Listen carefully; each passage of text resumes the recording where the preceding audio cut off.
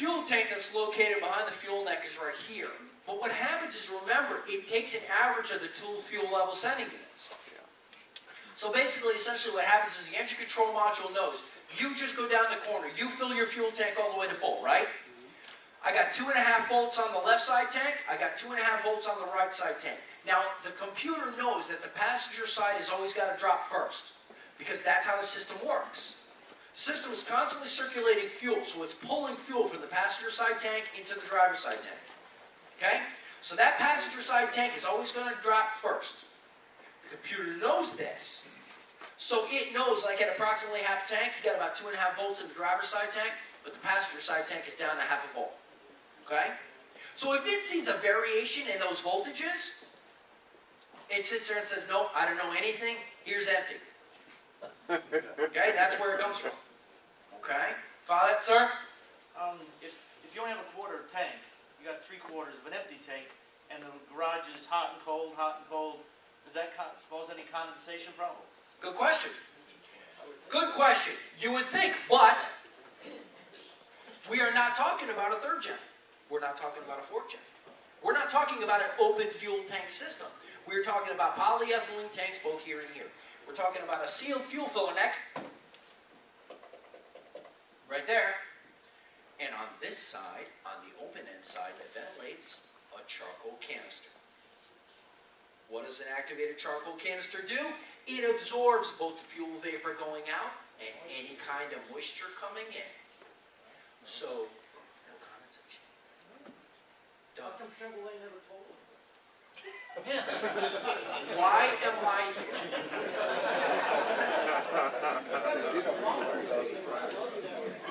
Yeah, but you got to understand something. Not everybody is like everybody that's here. There's some Corvette owners could care less. To some Corvette owners, it's a toy. Jack. Yeah, quick question. Now the tank has got a quarter of a tank of gas. Yep. When I get ready to take the car out of storage, do I fill it up, Yeah. drive it down, or drive out what's in there? Doesn't matter either way. You could go either way. I mean, I prefer to just once you're done with storing it for the season, take it out, fill it up, and have fun. Yeah. This time of year, if you drive it once a week or once every 2 weeks, doesn't matter how much you do. No, because you're moving it on a consistent basis. If you're driving it weekly, even if you want to try and just take it around the block or whatever, you still got the slosh in the tank. You know, I mean, in that case, I'd say maybe a half tank. You know what I mean? Because then it's still sloshing up and down. Still going to clean it up, but you still have enough to reserve to go and drive it around a little bit. But always fuel stabilizer. We all agree on the fuel stabilizer? Yeah. All right, everybody's nodding their head. Gentlemen in the back? Yeah, as far as, I lost my train of thought. Changing the oil every year, you only put 1,500 or 2,000 miles on the car. Should you still change your oil? Absolutely. General Motors issued a mandate that if you do not reach your engine oil life monitor by the end of 1 year of usage, that you are to change the engine oil. Now the reason why that is simply storage. I mean, let's face it.